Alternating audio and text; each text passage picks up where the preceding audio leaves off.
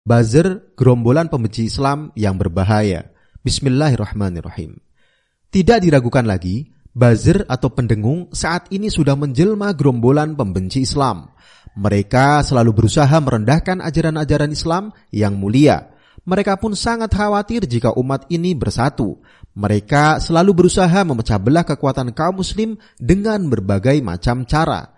Meski begitu, mereka selalu merasa benar dengan apa yang mereka lakukan, sekalipun dengan cara melecehkan ajaran-ajaran Islam. Mereka layaknya kaum munafik pada zaman Nabi Muhammad SAW.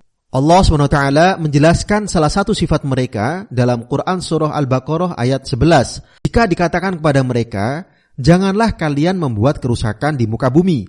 Mereka menjawab, sungguh kami adalah orang-orang yang mengadakan perbaikan. Mereka sering mengolok-olok ajaran Islam, sebagaimana juga dijelaskan oleh Allah Subhanahu wa taala dalam Quran surah At-Taubah ayat 64. Kaum munafik itu takut akan diturunkan kepada mereka suatu surat yang menerangkan apa yang tersembunyi di dalam hati mereka. Katakanlah kepada mereka, teruskanlah ejekan-ejekan kalian kepada Allah dan Rasul-Nya. Sungguh Allah akan menyatakan apa yang kalian takuti.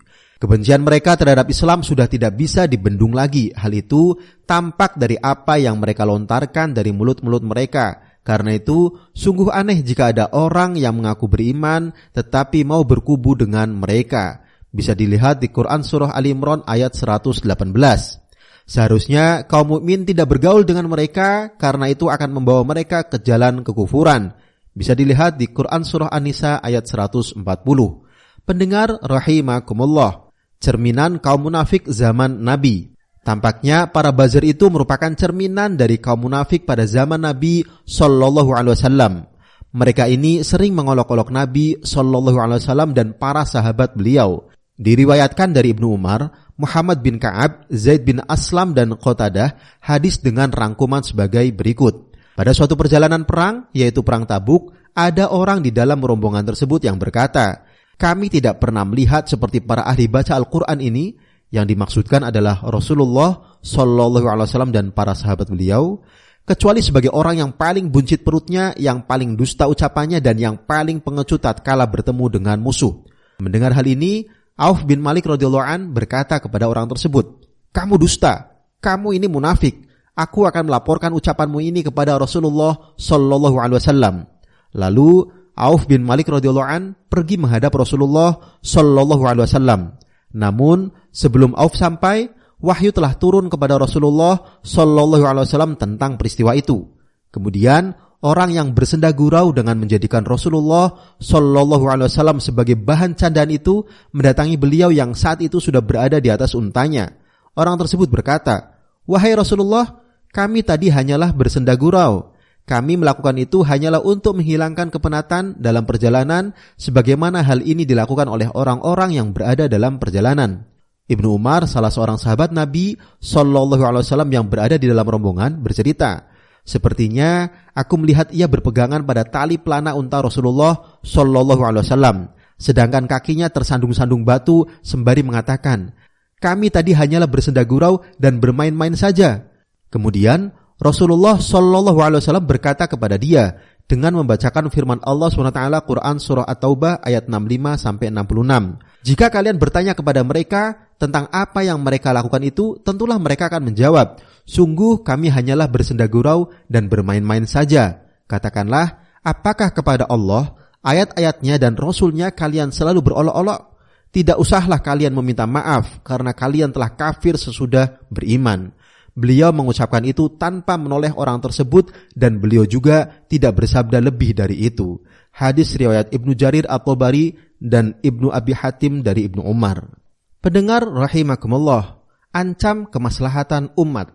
Seperti dilansir sindonews.com pada 11 Februari 2021, keberadaan para pendengung alias buzzer bayaran di media sosial yang belakangan semakin marak telah menimbulkan keresahan. Pasalnya, para buzzer tidak membuat wacana publik menjadi berkualitas. Sebaliknya, mereka membuat media sosial hanya menjadi ajang caci maki, adu domba, membuat hoaks, memecah belah, termasuk menghina-hina agama Islam dan para tokohnya. Tak jarang setiap dikritik dilawan para buzzer dengan beramai-ramai menyerang pribadi pengkritik. Situasi ini membuat banyak orang prihatin. Terkait ramainya isu buzzer ini, Ketua Komisi Dakwah Majelis Ulama Indonesia MUI, Kiai Haji Khalil Nafis mengatakan bahwa MUI sudah mengeluarkan fatwa nomor 24 tahun 2017 tentang hukum dan pedoman bermuamalah melalui media sosial. Melalui akun Twitter @khalilnafis, ia menyebutkan besarnya dosa para buzzer yang suka menyebar kabar bohong, fitnah, dan membuli. Hukumnya sama dengan memakan daging saudaranya yang sudah mati, katanya, dikutip pada hari Kamis 11 Februari 2021. Menurut Kiai Khalil, MUI sudah mengeluarkan fatwa soal ini. Namun, dia heran mengapa belakangan buzzer malah semakin merajalela. Kiai Khalil juga mengunggah wawancara lewat YouTube terkait hal ini. Menurut Kiai Khalil, saat ini masyarakat lebih sering berinteraksi dengan medsos, apalagi pada saat pandemi. Informasi lebih banyak di medsos daripada di media konvensional. Banyak masyarakat bertanya ke MUI. Lalu dikeluarkan fatwa MUI pada 13 Mei 2017. Pada saat itu, MUI menjawab keresahan masyarakat yang meminta kepastian. Sekaligus ini bagian dari menjaga umat agar tetap lurus, tak tersesat, seenaknya ghibah atau menggunjing, katanya. Kiai Haji Khalil Nafis menyesalkan ketika para buzzer dengan mudah berbicara sarkas, membuli dan lainnya. Karena itu, orang atau tokoh tertentu memilih untuk tidak perlu menanggapi pernyataan mereka karena merasa tidak level untuk diajak berdebat. Menurut Kiai Khalil, persoalan buzzer ini harus menjadi catatan agar masyarakat Indonesia tidak mundur ke belakang, namun menjadi masyarakat yang unggul dan berakhlak. Pendengar rahimakumullah, menghina Islam. Baru-baru ini buzzer kembali membuat ulah. Di akun Twitternya, seorang buzzer mengunggah potongan video ceramah seorang tokoh muslimah NU dari pesantren Lirboyo, yakni Ning Imas. Di video tersebut, Ning Imas tampak sedang menjelaskan seputar balasan di surga bagi laki-laki dan perempuan. Parahnya, video tersebut diberi caption yang cenderung menghina. Bukan hanya menghina pribadi Ning Imas sendiri, tetapi juga menghina Al-Quran dan hadis-hadis Nabi SAW yang banyak menjelaskan tentang bidadari sebagai balasan bagi orang-orang yang beriman kepada Allah SWT di dalam surganya. Eko sangat keterlaluan dengan cuitannya itu. Bahkan cuitan itu ditanggapi oleh beberapa akun lain yang tak kalah jahat.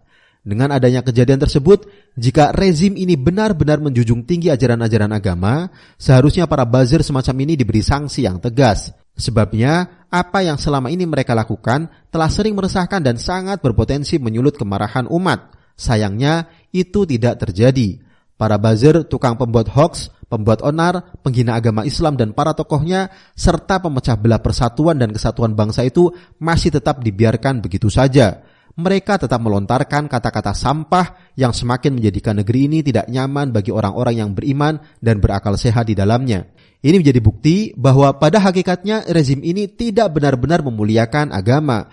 Mereka membiarkan penistaan demi penistaan pada agama terjadi. Terbukti mereka membiarkan begitu saja orang-orang yang senantiasa mengolok-olok ajaran Islam yang mulia.